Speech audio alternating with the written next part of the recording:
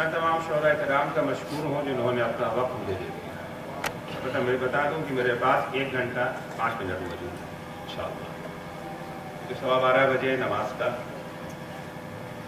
عزیزو، ہم انسانوں کے اندر کچھ فطری خواہشیں پائی جاتی ہیں. جتنی بھی فطری خواہشیں ہیں یہ وہ خواہشیں ہیں جن کی تکمیل کا انتظام خود پروردگار نے کیا ہے. اسلام وہ دین نہیں ہے جو خواہشوں کو کچلنے کا حکم دیتا ہے. اسلام وہ دین ہے جو خواہشوں کو پائے تکمیل تک پہنچانے کی اجازت ہے. فطری خواہشیں وہ خواہشیں ہوتی ہیں جو ہر دور میں پائی جائیں، ہر زمانے میں پائی جائیں، ہر جگہ پائی جائیں اور محتاج تعلیم نہ ہو.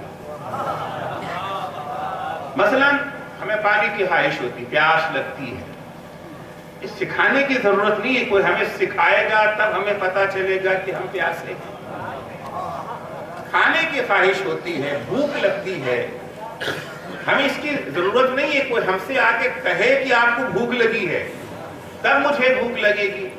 نہیں، پانی کی خواہش، کھانے کی خواہش، یہ وہ خواہشیں ہیں جو محتاج معلم نہیں ہیں. ہاں یہ ضرور سیکھنے کی چیز ہے کیا کھائیں اور کیا پیئیں، کون سی چیز مفید ہے ہمارے لیے، کون سی چیز نقصان دہ ہے. اس کی تو ضرورت ہے. بغیر تعلیم و تربیت کی اسے ہم سمجھ نہیں سکتے ہیں. لیکن خواہش طعام، خواہش آپ، یہ وہ چیزیں ہیں جو محتاج تعلیم و تربیت نہیں ہیں. ہر دور میں یہ خواہش تھی، ہر شخص کے یہاں خواہش تھی کھانے اور پینے کی. ایسا نہیں کہ فقط گنہگاروں ہی کو بھوک لگتی ہے. متقی و پرہیزگار ہیں انہیں بھی بھوک لگتی ہے. نبی خدا ہے اسے بھی بھوک لگتی ہے.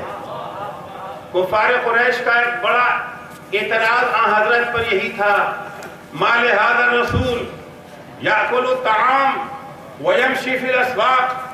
کیسا رسول ہے جو کھانا بھی کھاتا ہے اور بازاروں میں بھی آتا جاتا ہے، ٹہلتا ہے. قدرت نے جواب دیا، ما جعلناہم جسدا لا یاکلون الطعام.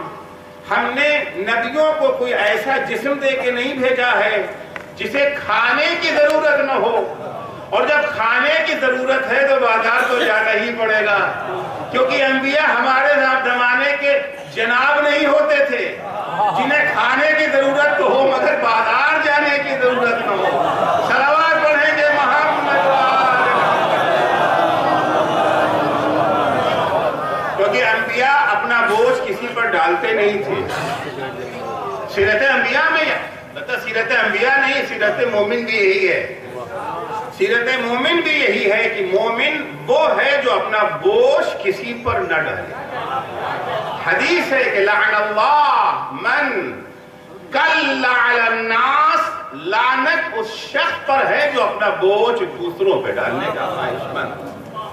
تو بہرحال کچھ خواہشیں فطری ہیں اور فطری خواہشیں سے پروردگار نے ہمیں دی ہیں اور ان کے تکمیل کا انتظام بھی پروردگار نے کیا ہے. اگر بھوک دی ہے تو کھانے کا انتظام بھی پروردگار نے کیا. اگر پیاس دی ہے تو پانی کا بندوبست بھی پروردگار نے کیا.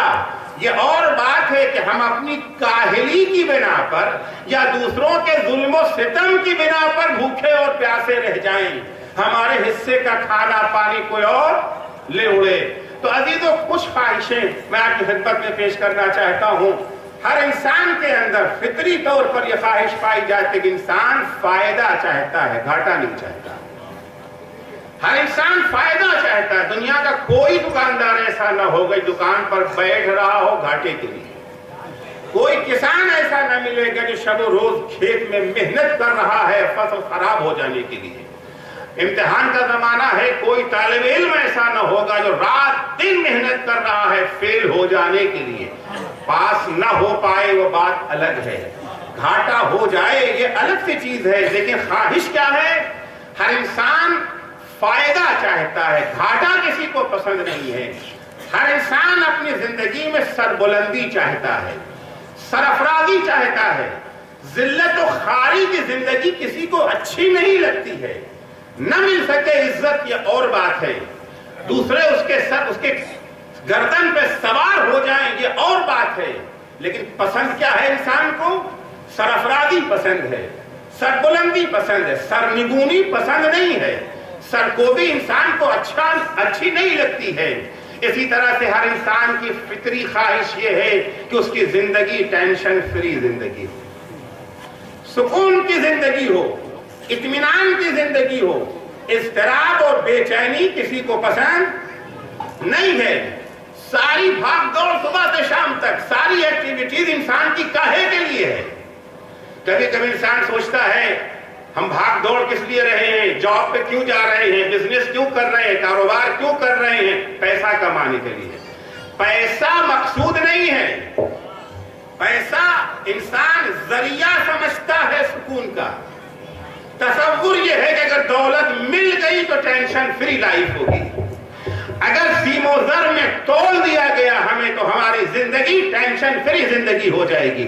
یہ اور بات ہے کہ جتنی دولت بڑھتی گئی اتنا ہی ٹینشن بھی بڑھتا گیا، جتنا سرمایہ بڑھتا گیا اسی طریقے سے اضطراب اور بے چینی بھی بڑھتی گئی۔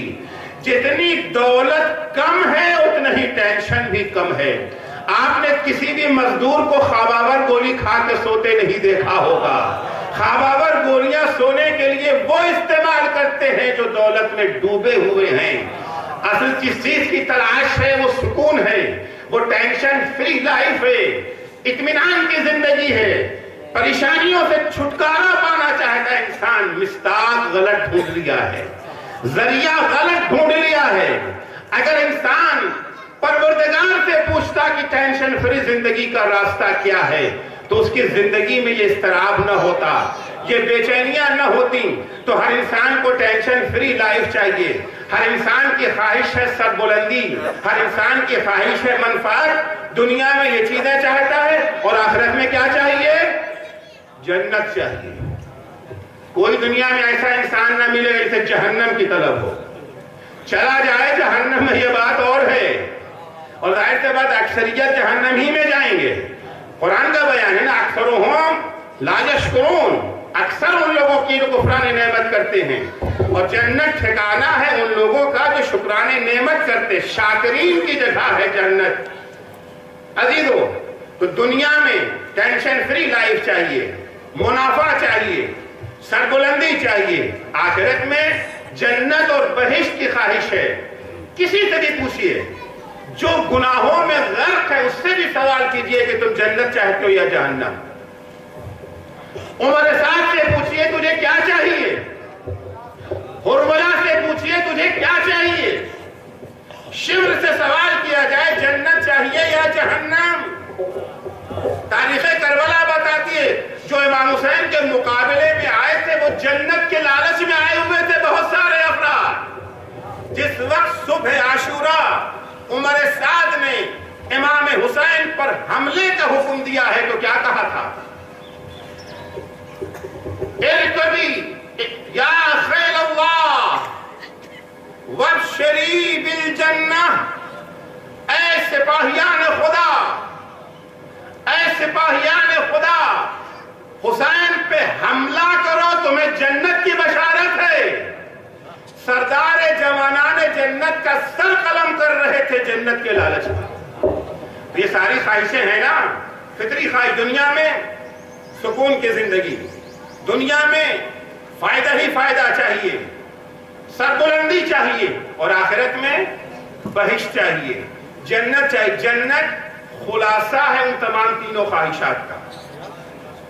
نقصان نہ ہو، ٹینشن فری لائف ہو، سربلندی ہو، یہ جنت ہی میں میسر ہے۔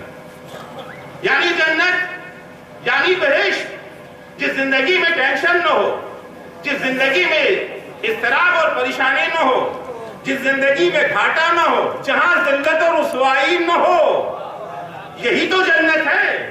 یعنی انسان دنیا میں بھی جنت چاہتا ہے، آخرت میں بھی جنت چاہتا ہے، اور یہ خواہش فطری خواہش ہے۔ جب خواہش فطری ہے تو تکمیل کا بندوبست بھی ہونا چاہیے۔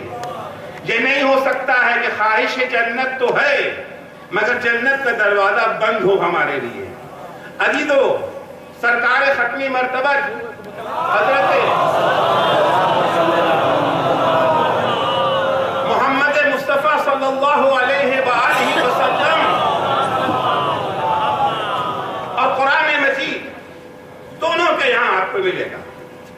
قرآن بھی دعوت دیتا ہے تمہیں جنت چاہیے، جنت کی ضمانت ہم تمہیں دیتے ہیں.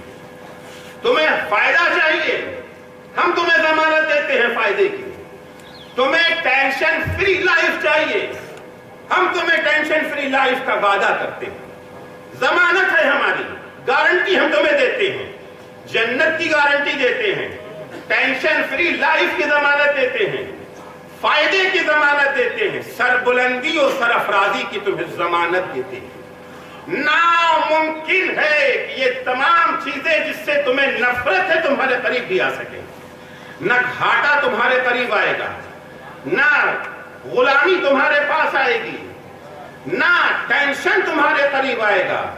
بس دو شرطیں ہیں ہماری طرف سے، یعنی قرآن کہتا ہے، یعنی حدیثیں کہتی ہیں، دو شرطیں ہیں. تمہیں یہ ساری نعمتیں ملیں گی، تمہاری ساری فطری خواہشیں پوری ہوں گی، مگر قیمت چکانا پڑے گی. کوئی چیز فری میں نہیں ملتی ہے، مفت میں کوئی چیز نہیں ملتی ہے. تمہیں یہ ساری نعمتیں دیں گے، ضمانت ہے. ضمانت لینے والا بھی نبی اکرم ہے، ضمانت لینے والا خدا ہے. وہ ضمانت دے رہا ہے، گارنٹی دے رہا ہے یہ ساری خواہشیں پوری ہوں گی، مگر اس کے لیے دو شرطیں. اس کے لیے دو شرطیں ہیں. اگر دو شرطیں پوری ہو گئیں فائدہ ہی فائدہ ہے. دو شرطیں اگر پوری ہو گئیں سرافرازی ہی سرافرازی ہے. ڈرائنگ روم میں بیٹھ کے آنسو بہانے سے کچھ نہیں ہوتا. روشن خیال، روشن فکری کی گفتگوؤں سے کچھ حاصل ہونے والا نہیں ہے. بیٹھیں جہاں بیٹھیں وہاں بیٹھیں، امت کی زبوحالیوں پر 8 آنسو بہاتے رہیں گے قیامت تک. آنسوؤں میں ڈوب بھی جائیں گے، لیکن سربلندی ملنے والی نہیں ہے. سربلندی اگر چاہیے اس نسخے کو اپنائیے جو قرآن مجید نے پیش کیا ہے، جو پروردگار نے پیش کیا ہے. اس سچے ضامن نے جس چیز کی ضمانت لی ہے. دو شرطیں پروردگار نے مقرر کی ہیں، دو چیزیں. پہلی شرط کا نام ہے ایمان، دوسری شرط کا نام ہے عمل صالح. جب تک ایمان اور عمل صالح اکٹھا نہ ہو جائیں گے، نہ خسارت سے چھٹکارا ملے گا، نہ غلامی سے آزادی ملے گی، اور نہ ٹینشن فری لائف کبھی میسر ہو سکتی ہے. ایک کی غلامی سے نکل کے دوسرے کی غلامی میں چلے جائیں گے. انگریزوں سے غلامی مل گئی، اس سے بدتر غلامی کے شکار ہو گئے کہ اسی وقت آزادی میسر ہے جب تک یہ دو شرطیں پوری ہو جائیں، ایمان اور عمل صالح. فائدہ چاہیے، قرآن کہتا ہے سب گھاٹے میں رہیں گے. فائدہ اگر چاہیے تو دو شرطیں پوری کر لو. والعصر ان الانسان لفی خسر. عصر کی قسم، سارے انسان گھاٹے میں ہیں، کوئی استثناء نہیں ہے. فائدہ صرف ان لوگوں کو ملے گا جن کے یہ دو صفتیں پائی جائیں. کون سی صفتیں؟ الا الذین آمنوا وعملوا الصالحات. فائدہ ان کے لیے ہے جو ایمان بھی رکھتے ہیں اور عمل صالح بھی بجا لاتے ہیں. تمہیں سربلندی چاہیے، غلامی کی زندگی سے چھٹکارا چاہتے ہو، ذلت اور رسوائی برداشت نہیں ہو رہی ہے. جگہ جگہ باتیں ہوتی رہتی ہیں نا، بھائی اب تو بہت ہو گیا ہے، اب تو بہت ہو گیا. تو حالات وہ ہو گئے کہ ہمیں نماز جمعہ کا وقت بھی بدلنا پڑ رہا ہے. شاید تاریخ ہندوستان میں پہلی مرتبہ یہ فیصلہ لیا گیا، نماز جمعہ کا وقت تبدیل کر دیا گیا. وہ چاہے نماز صحیح ہو یا صحیح نہ ہو، جو وقت اللہ نے مقرر کیا، اللہ کے مقرر کردہ وقت میں ہم نے ترمیم کر دی.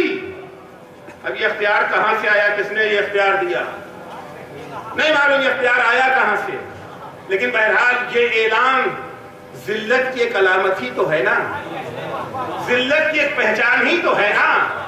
اتنے رسوا ہو چکے ہیں، اتنی غلامی کی زنجیروں میں جکڑے جا چکے ہیں کہ ایک نماز کے وقت کی بھی رعایت نہیں کر سکتے ہیں.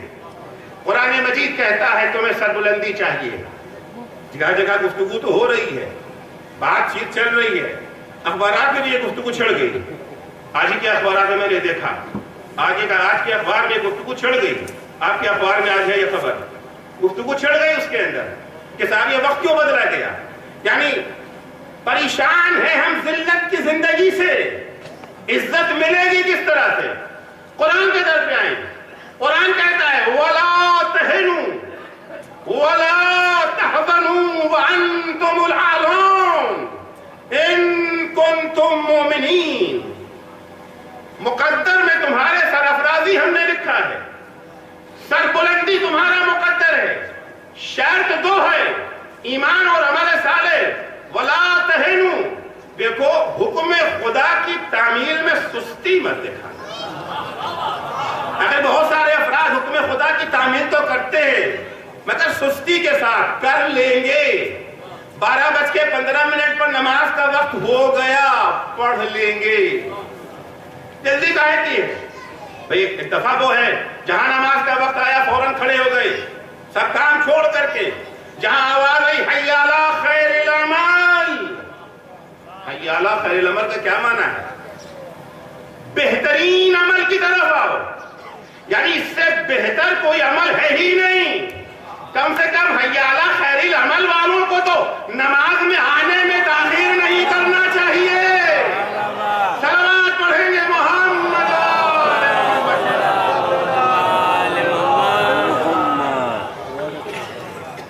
سستی ہے، پڑھ لیں گے، بہت وقت ہے. 6:99 کتنے بجے تک وقت موجود ہے. معاف کیجیے گا، یہ وقت مجبوروں کے لیے ہے، مختار کے لیے نہیں.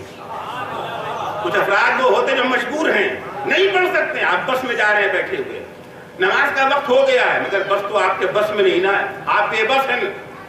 بس میں بیٹھ کے آپ بے بس ہو گئے ہیں، جب رکے گی تبھی تو پڑھیں گے نا. مجبور ہے، وہاں انتظار کر سکتے، یہ وقت ان کے لیے. لیکن جو مختار ہیں، جو آزاد ہیں، ان کے لیے یہ وقت وہی ہے، اول وقت ہے. فلاں غریب کو پیسے کی ضرورت ہے، محتاج ہے مدد کا، کر بھی سکتے ہیں، کر دیں گے. صبح کو جا کے دے دیں گے. ارے رات میں بچے ان کے بھوکے سو رہے ہیں. جنگ اور جہاد کے لیے ضرورت ہے. اللہ کا نمائندہ آواز دے رہا ہے حل من ناصر ینصرنا. آ جائیں گے. جلدی کاہے کی ہے؟ اسے کہتے ہیں سستی. قرآن کہتا ہے سربلندی چاہیے، سرافرازی چاہتے ہو، ذلت و رسوائی کی زندگی سے نجات اگر چاہتے ہو، وَلَا تَهِنُوا، کبھی بھی حکم خدا کی تعمیل کی راہ میں سستی مت دکھانا. فوراً جیسے ہی خدا کا حکم سنا، وقت آیا، فوراً اٹھ کھڑے ہو.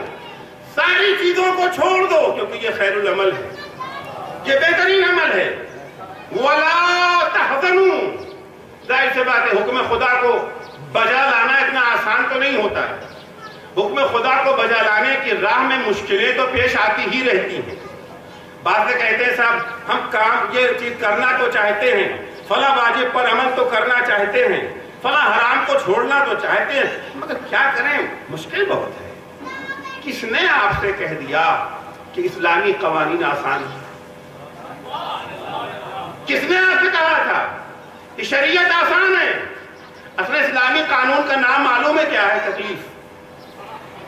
اسلامی قوانین کا نام ہی ہے احکام تکلیفیہ. ہم کون ہیں؟ ہمارا نام کیا ہے؟ مکلف. مکلف کسے کہتے ہیں؟ جسے تکلیف دی گئی ہے. مکلف وہ ہے جسے تکلیف دی، اور تکلیف دینے والا کون ہے؟ مکلف اللہ ہے. اللہ مکلف، ہم مکلف. شرعی قوانین احکام تکلیفیہ، اس کے بعد آرام ڈھونڈ رہے ہیں. اس کے بعد آرام ڈھونڈ رہے ہیں. حجاب کرنا تو چاہتے ہیں وہ، مگر کیا کرے، وہ جہاں رہتے ہیں وہاں مشکل ہے حجاب کرنا. داڑھی رکھنا چاہتے ہیں مگر کیا کریں، مشکل ہے. نماز پڑھنا چاہتے ہیں مگر کیا کریں، جس ماحول میں رہتے ہیں وہاں پڑھنا مشکل ہے. تو آسان کس نے کہا تھا کہ نماز پڑھنا آسان ہے؟ اصلاً اسلام لانا ہی مشکل ہے. یہ شہادت کہے الفت میں قدم رکھنا ہے. لوگ آسان سمجھتے ہیں مسلمان ہونا. صلوات پڑھیں گے محمد.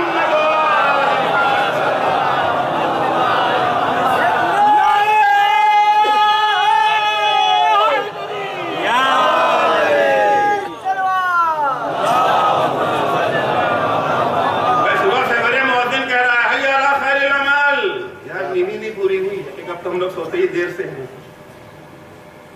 जो उठने का टाइम आता तब हम सोते हैं।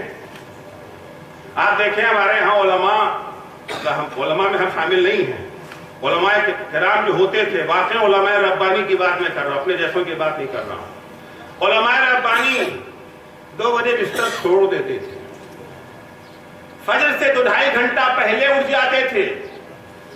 नमाज शब, वो भी कौन सी नमाज शब, वो 11 रकात की होती थी, मगर 11 रकात की क्वालिटी क्या होती थी। इमाम खुमैनी के उस्ताद इरफान आयतुल्लाह है मलिकी तबरीजी, ये नमाज शब के कुनूत में दुआए कुमैल पढ़ते थे। यहाँ शब जुमा नहीं पढ़ी जाती, वरक पलटते रहते, कितना बचा। कोई तेज पढ़ने वाला हो तो वहां के ऊपर शब कद्र में बाद जगहों पर 6 दिन की नमाज पढ़ाई जाती है जमात के साथ। वो इमाम ढूंढते जो 6 दिन को आधे घंटे में निपटा दे। वो नमाज शब के कुनूत में दुआए कुमैल पढ़ते थे। फजर से 2 घंटा 3 घंटा पहले उठ जाना मामूल। जो उठने का टाइम उनके था वो तो हमारा सोने का टाइम है। एक लाइफ स्टाइल हमने अपना बहरहाल बना, फिलहाल उस मौजूद में नहीं जाना चाहता कि लाइफ स्टाइल क्या होना चाहिए इस्लाम का। हमारा अपना लाइफ स्टाइल, बहरहाल सुबह मुअज्जिन अज़ान दे रहा है, नमाज शब ना सही, वो वाजिब नहीं है, मुस्तहब है और बहुत अहम मुस्तहब है। मुस्तहब और बहुत अहम मुस्तहब कुरान मजीद में है कि नमाज शब का जो सवाब है किसी को पता ही नहीं है कि अल्लाह ने क्या सवाब मुकद्दर किया है। हर इबादत का सवाब अल्लाह ने मुअय्यन कर दिया, सिवाय नमाज के, सिवाय नमाज शब के, उसका सवाब मुकद्दर वादे नहीं है। छठे इमाम से किसी ने पूछा मौला सबब क्या है, मौला सबब क्या है? हर अमल का सवाब मुअय्यन। नमाज शब का सवाब कुरान का ला तअलम नफ्सुन, किसी को मालूम ही नहीं है कि अल्लाह ने क्या सवाब रखा। इतना बता दिया कि कुर्रतु आयुन, जब सवाब मिलेगा क़यामत को तो आंखों को ठंडक मिलेगी, आंखों को ठंडक मिलेगी। पूछा गया मौला सबब क्या है, इसका सवाब परवरदिगार ने क्यों नहीं बयान किया? इमाम फरमाते इसलिए नहीं बयान किया, उसका सवाब इतना ज्यादा है अक्ल बशर समझने से आजिज है, इदराक नहीं कर सकती है अक्ल बशर। परवरदिगार ने बयान। बहरहाल नमाज सुबह तो वाजिब है। सच बताइए बिस्तर से उठना मुश्किल है कि नहीं? मुश्किल है, ठीक है। मोमिन कौन इस मुश्किल को जो है तहम्मुल कर लेता है, बर्दाश्त कर लेता है, उठ खड़ा होता है। माह रमजान आ रहा है, मई जून का रोजा है, मई जून की गर्मी, लू के थपेड़े, शदीद गर्मी, तवील रोजा, 16-17 घंटे का रोजा होगा ना। 16-17 घंटे तक प्यास को बर्दाश्त करना मुश्किल है कि आसान? अपनी गाढ़ी कमाई खुम्स और ज़कात के उन्वान से दे देना मुश्किल है कि आसान? हज के अहकाम इखराजात आसान है या मुश्किल? जितने भी इस्लामी कवानीन है जिस पर भी अमल करना चाहें, बहरहाल जिस्म के लिए मुश्किल है। ये और बात है, कुछ अल्लाह के बंदे ऐसे होते हैं इबादतों में ऐसा गर्क हो जाते, वो मुश्किल उनके लिए आसान बन जाती है। हमारे लिए इबादतों में तलखी है, कुछ वो हैं जिनके लिए इबादतों में शीरीनी और हलावत है। चौथे इमाम ज़ैनुल आबिदीन एक दुआ के ज़ेर में फरमाते हैं, बारगाह माबूद इलाही अज़िक़नी हलावत इबादतिक, ए अल्लाह मुझे अपनी इबादत की शीरीनी का मजा चखा दे। हमें तो इबादतों में तलखी महसूस होती है ना। नमाज अर्ज़ किया हमारे लिए मुश्किल, रोजा मुश्किल। अजीजों, हम वो हैं जिन्हें जबरदस्ती बिस्तर से उठा करके मुसल्ले पे लाया जाता है। हमें जबरदस्ती, दिल नहीं जा रहा उठने का, जबरदस्ती हमें उठा करके बिस्तर से मुसल्ले पे लाया जाता है। और सरकार खत्मी मर्तबा की वो ज़ात थी हुजूर को ये जो है मुसल्ले से उठा करके बिस्तर पे ले जाया जाता था। या अय्युहल मुज़्ज़मिल المزمل قم اللیل الا قلیلا، اے میرے حبیب اتنی بھی نمازیں نہ پڑھو، تھوڑی دیر کے لیے جا کے آرام بھی کر لو۔ ایک صلوات پڑھیں گے محمد۔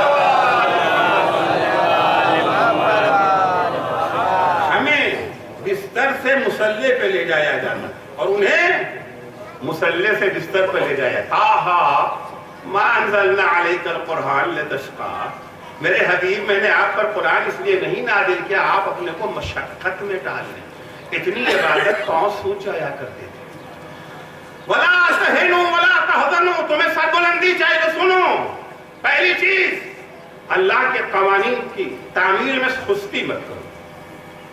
دوسری شرط کیا ہے؟ وَلَا تَحْزَنُوا، اس راہ میں جو مشکلیں پیش آتی ہیں ان مشکلوں کو دیکھ کے گھبراؤ نہیں، غمزدہ نہ ہو، رنجیدہ نہ ہو، ہنسی خوشی انہیں برداشت کرو۔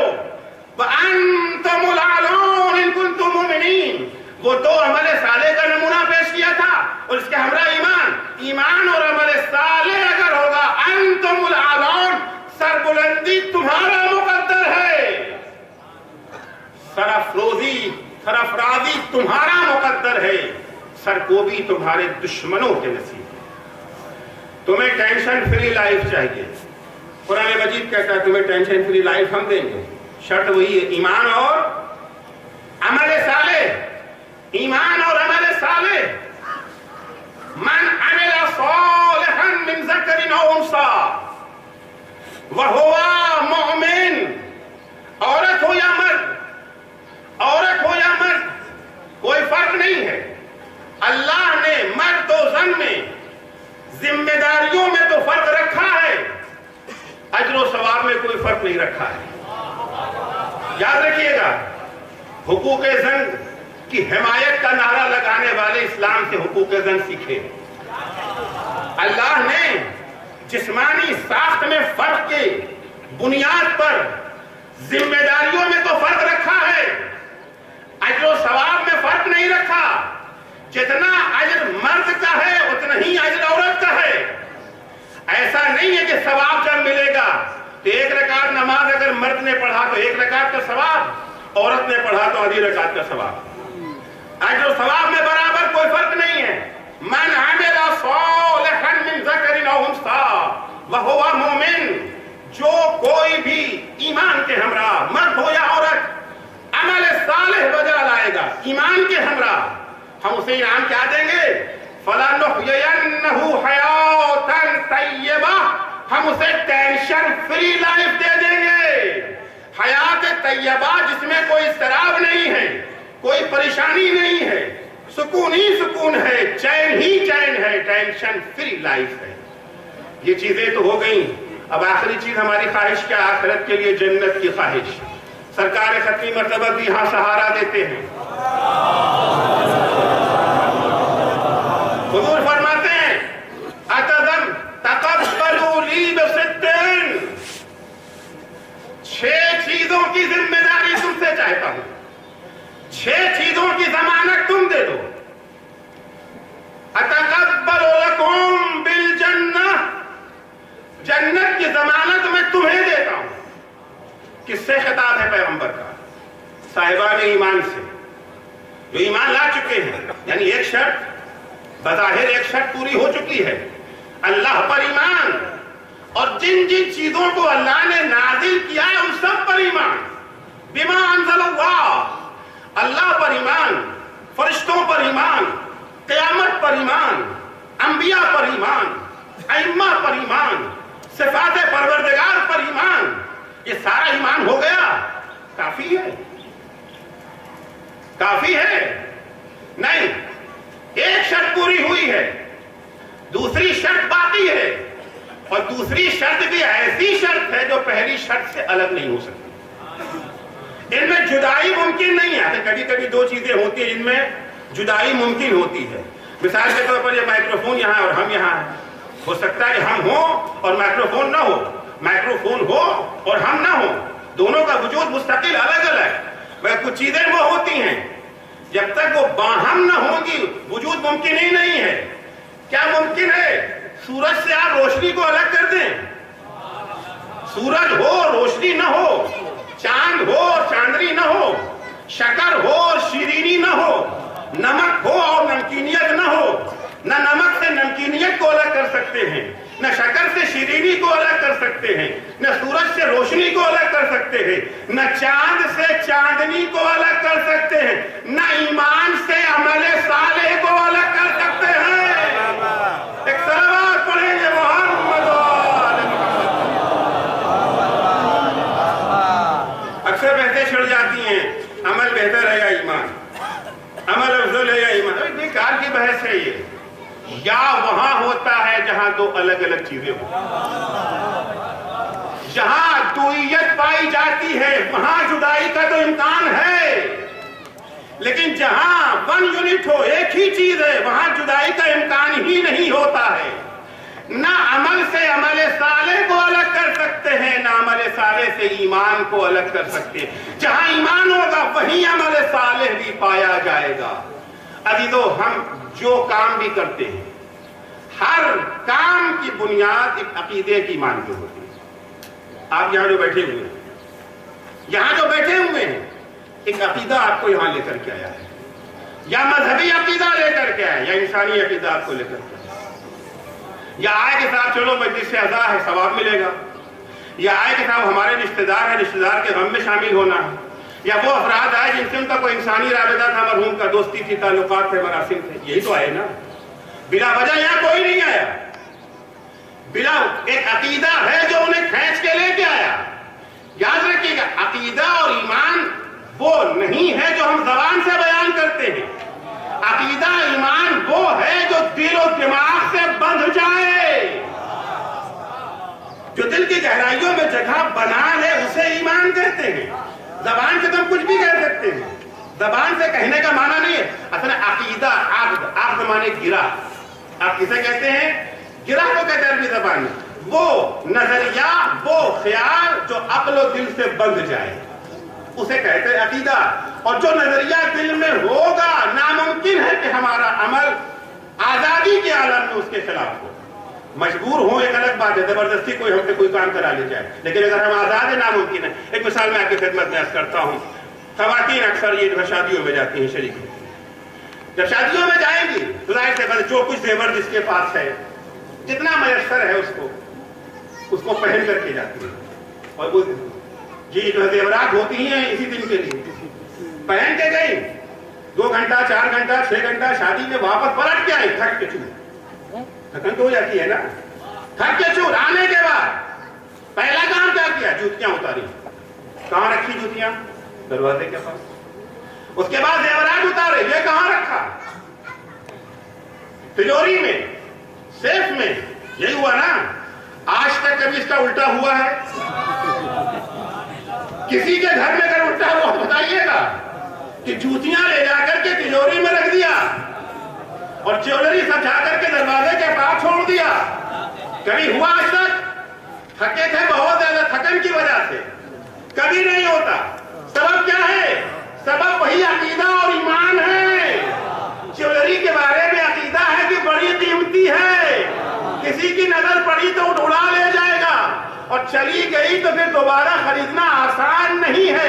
जूती कम कीमत है, अव्वल तो कोई ले नहीं जाएगा, और लेके चले भी गए तो और खरीद लाएंगे, और बाजार से ले आए अगर टूट गया। लेकिन ज्वेलरी आसानी से नहीं आने वाली है, लिहाजा ज्वेलरी के बारे में अकीदा की यह कीमती है, जूती के बारे में अकीदा की कम कीमत है। ये अकीदा सबब बना है। कितने ही थके हों, हालात कैसे ही हों, जेवरात तिजोरी में जाएंगे, जूतियां दरवाजे पे रह जाएंगी। जैसा ईमान होगा वैसा ही अमल होगा। अजीजो, अमल तर्जुमान ईमान हुआ करता है।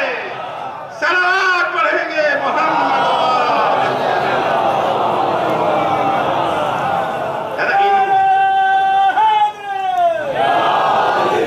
इनमें जुदाई मुमकिन नहीं,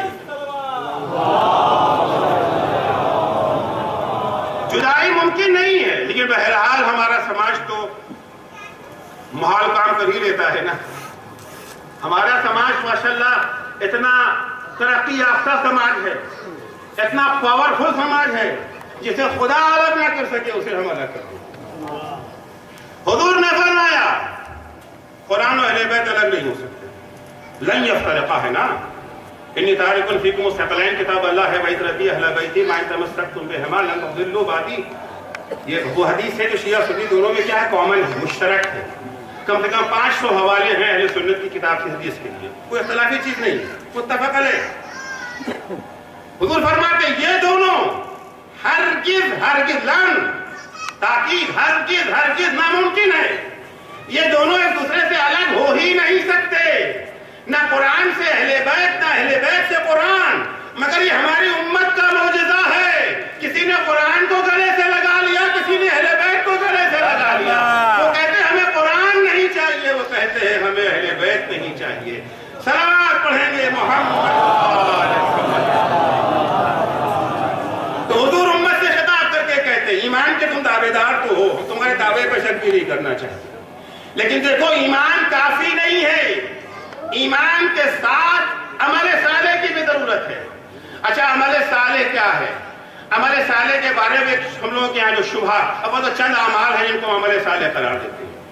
نماز عمل صالح، روزہ عمل صالح، نہیں معلوم ہے غریب کی مدد کر دینا کچھ لوگوں کی نگاہ میں وہ بھی عمل صالح، حج پہ چلے جانا، میڈیسیں کر دینا، تبرک بانٹ دینا، زیارت کر لینا، تبرک میں شیرمال بانٹ دینا اور حلیم بانٹ دینا اور بریانی کھلا دینا، یہ سب عمل صالح. اچھا عمل صالح کے دو حصے ہیں، کچھ کرنا اور کچھ نہ کرنا. کچھ کرنا ہے اور کچھ نہ کرنا، کیونکہ عمل صالح علاج ہے نا.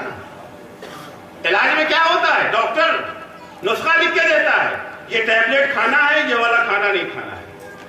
سرجری ہوئی ہے، بہترین سرجن نے سرجری کر دیا، انفیکشن کا خطرہ رہتا ہے نا. انفیکشن کہے سے ہوتا ہے؟ دوا نہ کھانے سے، انجیکشن نہ لگانے سے. انفیکشن کس چیز سے ہوتا ہے؟ پرہیز نہ کرنے سے.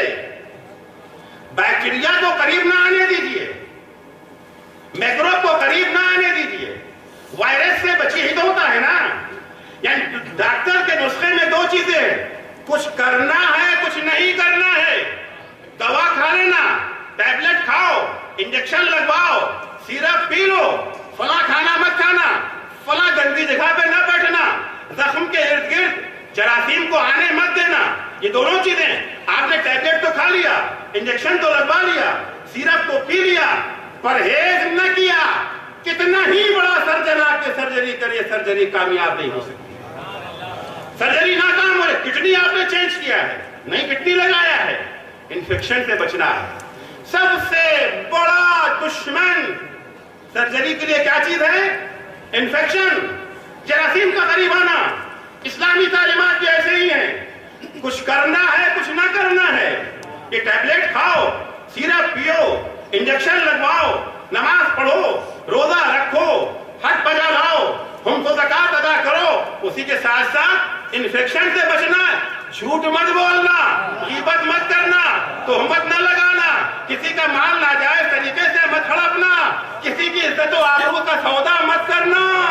کچھ کرنا ہے کچھ نہیں کرنا ہے. افسوس یہ ہے ہم ہمارے صالح کے میدان میں سے کچھ کرنے ہی کو یاد رکھتے ہیں. ہم نمازیں بھی پڑھتے جاتے ہیں، غیبتیں بھی کرتے رہتے ہیں، روزہ بھی رکھتے رہتے ہیں، جھوٹ بھی بولتے رہتے ہیں، حج بھی بجا لاتے ہیں، تہمتیں بھی لگاتے رہتے ہیں، ادائے حسین میں آنسو بھی بہاتے ہیں، مسلمانوں کے درمیان تفرقہ بھی ڈالتے رہتے ہیں. ایک صلوات پڑھیں گے محمد وآل محمد. حضور اکرم فرماتے ہیں تقبلوا لی بستین. حضور 6 کام چھوڑنے کی دعوت دے رہے ہیں، کرنے کو کچھ نہیں کہہ رہے. کرنے کو تو ہمارے کرنے کا رواج ہے. مشکل یہ ہے کہ ہم گناہ کو بڑا ہلکا سمجھتے ہیں، ہم گناہ کو بہت ہلکا سمجھتے ہیں. نماز اگر نہ پڑھیں تو ایک کھلبلی سی ہوتی ہے، بے چینی سی ہوتی ہے. حج واجب ہو گیا، حج نہیں کرنا، 4 آدمی ٹوکنے والے بھی موجود رہتے ہیں، لیکن ہم بڑی آسانی سے غیبت کر لیتے ہیں، بڑی آسانی سے غیبت کر لیتے ہیں. ہماری پیشانی پر بل نہیں آتا، نہ سننے والوں کو نہ ہم جو سنا رہے ہیں، دونوں کو. جھوٹ بڑی آسانی سے بول لیتے ہیں. ممکن ہے کہ نماز چھوڑنا ہمارے لیے اتنا آسان نہ ہو، ممکن ہے حج کو چھوڑ دینا ہمارے لیے اتنا آسان نہ ہو، ممکن ہے ادائے حسینی میں شریک نہ ہونا ہمارے لیے اتنا آسان نہ ہو، لیکن جھوٹ بولنا، تہمت لگانا، وعدہ خلافی کر لینا، امانت میں خیانت کر لینا، نامحرم چہروں کے اوپر نگاہیں گاڑے رکھنا، دوسروں کے خلاف سازشیں رچنا، یہ ہمارے لیے بڑا معمولی گناہ ہوتا ہے۔ حضور اکرم نے اسی پر ہاتھ رکھا ہے، فرماتے تقبلوا لی بست، 6 چیزوں کی تو مجھے ضمانت دے دو، اتقبل لکم بالجنہ، میں تمہیں جنت کی ضمانت دیتا۔ پہلی چیز جو حضور فرماتے ہیں، اذا حدثتم فلا تکذبوا، جب کبھی زبان کھولو تو جھوٹ نہ بولو، اگر سچ نہیں بول سکتے ہو تو چپ رہو، خاموش رہو، تم سے اگر سچ نہیں بولا جاتا، جب بھی بولو گے تو جھوٹ ہی بولو گے، تو خاموش رہو، چپ رہو، کیونکہ یہ زبان تمہاری تو نہیں ہے نا، یہ زبان تمہاری نہیں ہے، یہ زبان اللہ کی ملکیت ہے، بولنے کی صلاحیت تمہارا فن نہیں ہے، یہ تمہارا ہنر نہیں ہے کہ تم بول رہے ہو۔ صلاح کو فن خطابت آتا ہے، یہ ان کی باپ کی جائیداد نہیں ہے، یہ اللہ کی دی ہوئی امانت ہے، امانت جب چاہے گا یہ امانت چھین بھی لے گا۔ یاد رکھیں کہ زبان نہیں بولتی ہے، یہ گوشت کا لوتھڑا جو ہے نا، یہ نہیں بولتا ہے جب تک اللہ کی یہ جو ہے اجازت شامل نہ ہو، اس کی مشیت شامل نہ ہو، وہ چاہے جس چیز میں کلام پیدا کر، جس چیز میں چاہے پروردگار کلام پیدا کر دے، زبان کو اجازت دے دی وہ بولنے لگی، ہاتھ کو اجازت دے دے گا وہ بولنے لگے گا، اور تو اور جن کے بولنے کے بارے میں ہم نے کبھی سوچا بھی نہ تھا، وہ سنگریزہ اگر دستے رسول اکرم پہ آئے گا وہ بھی کلمہ پڑھنے لگے گا۔ ایک صلوات پڑھیں گے محمد،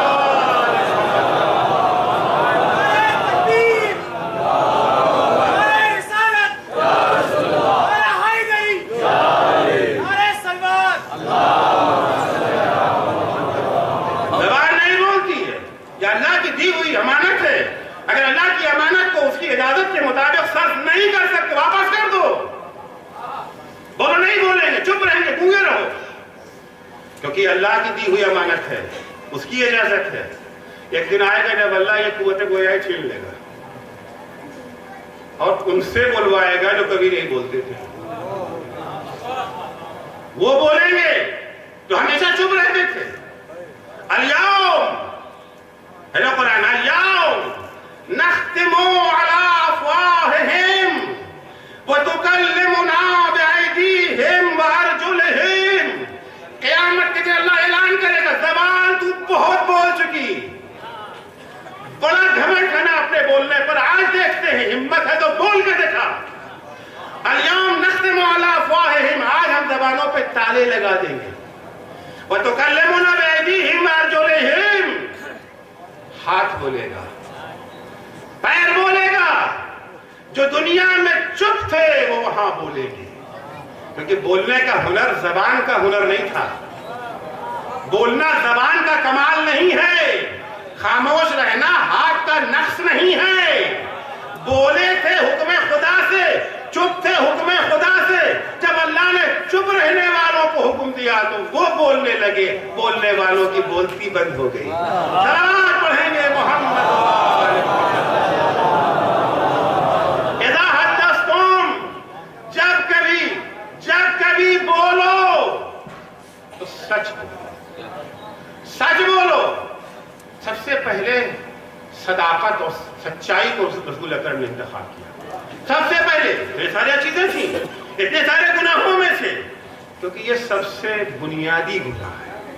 بعض گناہ ہوتے سے یہ گناہ ہے، کچھ گناہ وہ ہیں جو انڈے بچے دیتے ہیں، یہ وہ گناہ ہے، انڈے بچے دینے والا گناہ ہے، یہ اپنی حد پہ قائم نہیں رہتا ہے، بلکہ یہ ایک ایسا گناہ ہے جس سے گناہوں کا سوتا پھوٹتا ہے، سرچشمہ گناہ ہے، یہ وہ گناہ ہے جو ایمان کو لے کے چلا جاتا ہے، قرآن مجید کی آیت سنیے، جھوٹ مومن بول ہی نہیں سکتا. حسر ہے قرآن میں. جھوٹ وہی بولتے ہیں جو اللہ کی نشانیوں پر ایمان نہیں رکھتے.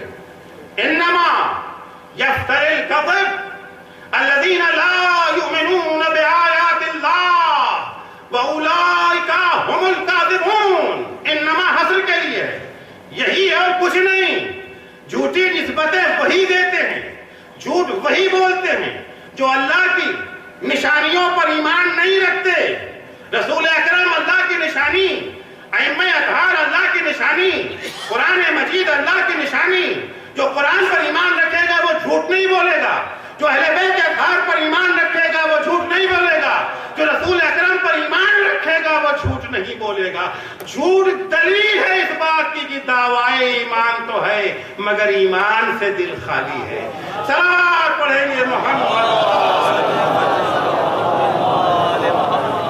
سرکار ختم مرتبت سے کسی نے سوال کیا، یا رسول اللہ المومن یزنی، اے اللہ کے رسول یہ بتائیں کیا مومن زنا کر سکتا ہے؟ بہت بڑا گناہ ہے نا، بہت بڑا گناہ ہے. ہر مسلمان یہ گناہ کا نام سن کے تھرا جاتا ہے.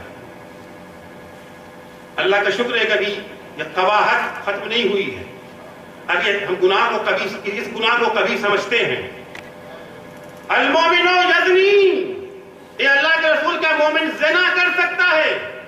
حضور جواب دیتے ہیں قد یکون ذالک، کبھی کبھی ایسے حالات پیدا ہو سکتے ہیں.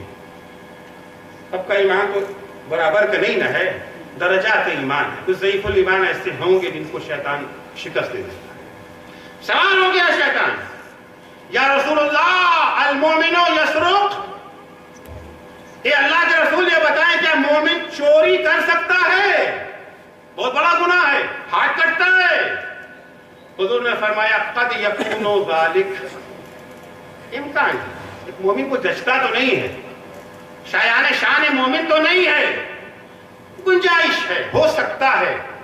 یا رسول اللہ المومن یکذب، اے اللہ کے رسول یہ بتائیے کیا مومن جھوٹ بول سکتا ہے؟ حضور نے فرمایا اللہ ہرگز نہیں. زنا کا امکان ہے، چوری کا امکان ہے، مومن کبھی جھوٹ نہیں بول سکتا ہے. اور جس دن مومن جھوٹ بولنا چھوڑ دے گا پھر ضمانت ہے کہ وہ زنا بھی نہیں کرے گا. زنا تو دور کی بات ہے، چھوٹا موٹا گناہ بھی نہیں کرے گا. 11ویں امام کی حدیث ہے جعلت الخبائث کلها فی بیت واحد، سارے گناہ کو اللہ نے ایک گھر میں بند کر دیا ہے، تالا لگا دیا، تالا لگا دیا اللہ نے. یہ تالا کوئی نہیں کھول سکتا ہے مگر چابی سے. بڑا اچھا بڑا مضبوط تالا، الہی تالا ہے نا. تالا کتنا ہی اچھا کیوں نہ ہو، چابی تو ہوتی ہے نا اس کی، اور چابی نہ ہو تو کوئی تالا لگائے کیوں؟ کھولنا تو ہے نا ایک دن اسے. سارے گناہ، سارے کرائم، سارے جرائم سب اللہ نے بند کر دیا ہے، مقفل ہے، تالا لگا ہوا ہے، مگر اس کی چابی سے وہ کھل جائے گا. چابی کیا ہے؟